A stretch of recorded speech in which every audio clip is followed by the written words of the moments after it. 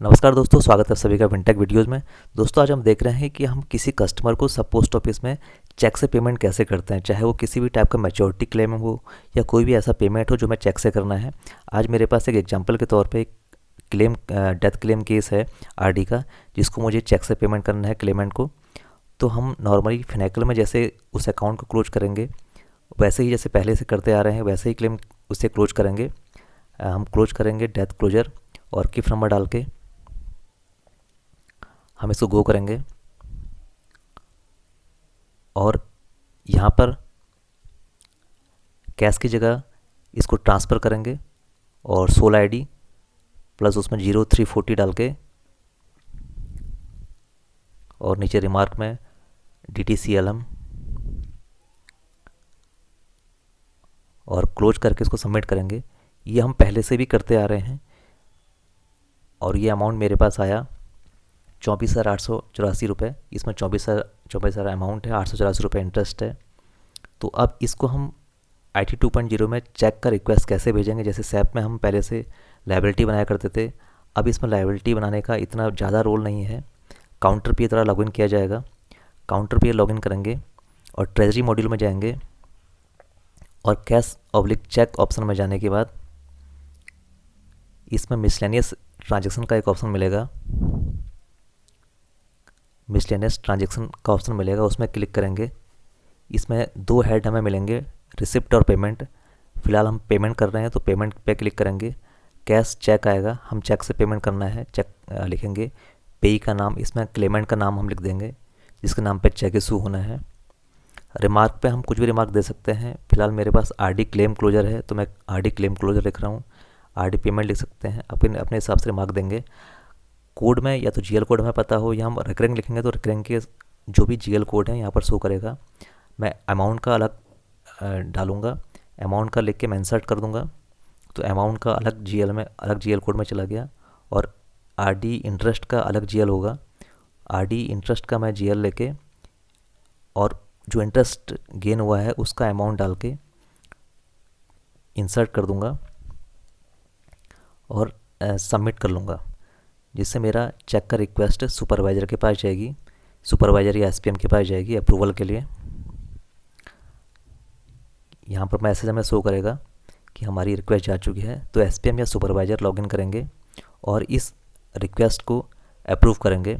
वापस से ट्रेजरी में जाएंगे सुपरवाइज़र और अप्रूवल ऑप्शन में जाने के बाद मिसलेनियस ट्रांजेक्शन अप्रूवल इस पर क्लिक करेंगे तो वहाँ पॉपअप इनको जो रिक्वेस्ट होगी काउंटर पीए द्वारा लगाई गई है वो शो होगी। तो यहाँ पर ये इसको व्यू कर सकते हैं कि लायबिलिटी सही बनी है नहीं बनी है, और रिमार्क पे कोई भी रिमार्क डाल के इसको फॉरवर्ड कर देंगे। ये फॉरवर्ड का मीनिंग है कि अपने रिस्पेक्टिव एचओ के पास रिक्वेस्ट जाएगी चेक प्रिपेयर करने के लिए। कंफर्म करने के बाद ये हमारी जो रिक्वेस्ट है ये हमारे हेड ऑफिस के पास पहुंच गई है। तो इसके बाद देखते हैं कि हेड ऑफिस में इसका क्या रोल होने वाला है। हेड ऑफिस के जो ट्रेजरर हैं वो लॉगिन करेंगे। जो मॉड्यूल है इसमें क्लिक करेंगे। बैंक मॉड्यूल में क्लिक करने के बाद यहाँ पर ड्राइंग मैनेजमेंट है, इस पर करने के बाद चेक इशू वाले कॉलम पर जाएंगे। चेक इशू में जैसे ही हम क्लिक करेंगे तो हमें ये दो रिक्वेस्ट प्राप्त होगी भिन्न तारों से। इसमें एक आरडी क्लेम का चेक है और एक एसबी क्लेम का चेक है। इसमें हम जाके व्यू डिटेल में जाएंगे तो हमें चेक ऑटोमेटिक यहाँ पर शो कर देगा 012/625। इसे हम अपनी चेकबुक से मिलाएंगे। क्योंकि हमारा ये चेक सीरियल नंबर सही आ रहा है तो इसको हम चेक इशू चेक में क्लिक करेंगे और जैसे ही क्लिक करेंगे ये ऑलरेडी सक्सेसफुली आके उनके डेली अकाउंट में रिफ्लेक्ट कर जाएगा। इसी प्रकार हम दूसरा चेक भी काटेंगे, या उसका अगला चेक जो आएगा 26 नंबर, ये सीरियल आगे बढ़ेगा, इसी भी हम इशू करेंगे और कंफर्म के बटन पर क्लिक करके चेक इशू कर देंगे। और ये चेक जब उनका मैनुअली पहुंच जाएगा तो ये अपने वहाँ करके इसे इशू करके इसको मैनुअली लेंगे और कैश एंड चेक वाले कॉलम में जाके इसको डिस्पोजल करके जमाकर्ता को दे देंगे। इसको सेंड करके ट्रेजरर के द्वारा चेक इशू करने के बाद ये चेक हमारे पास एसपीएम सब ऑफिस के एसपीएम के पास ये आ जाएंगे। कैश एंड चेक में देखेंगे तो यहाँ पर ऑप्शन दिखेगा चेक डिस्पोजल। ये चेक डिस्पोजल में हमारे पास जो चेक इशू किए हैं ये ऑटोमेटिक यहाँ पॉपअप हो जाएंगे। हमें कस्टमर को देते टाइम इसको डिस्पोज करना है। जैसे हम कस्टमर को इसको हैंड ओवर करेंगे, हम इसे डिस्पोज कर देंगे। डिस्पोज करने के बाद ये हमारे यहाँ से कट जाएगा और ये हमारा कस्टमर को इश्यू हो जाएगा। इसी प्रकार हम सारे के सारे चेक, मैंने एक चेक और भी रिक्वेस्ट लगाई है, वो चेक भी मेरे पास पहुँच चुका है, तो इसको मैं कस्टमर को डिस्पोज कर सकता हूँ। इसके बाद हम इसको अपना DTR में चेक कर सकते हैं। TCP में यह शो नहीं करेगा, TCP में कहीं भी इसकी एंट्री नहीं आएगी, लेकिन DTR में हमको इसकी एंट्री मिलेगी।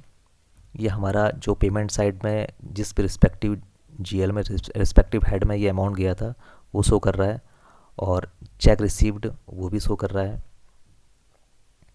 यहाँ पर चेक रिसिप्ट साइड में चेक रिसीव जो HOC है वो भी रिसीव कर रहा है, और पेमेंट साइड में जो जिस रिस्पेक्टिव हेड में हमने चेक काटा हुआ है वो शो कर रहा है। इसी प्रकार हम बाकी पेमेंट भी कर सकते हैं। इसमें लायबिलिटी बनाना काफ़ी इजी है और चेक रिक्वेस्ट लगाना और इश्यू करना बहुत सिंपल है।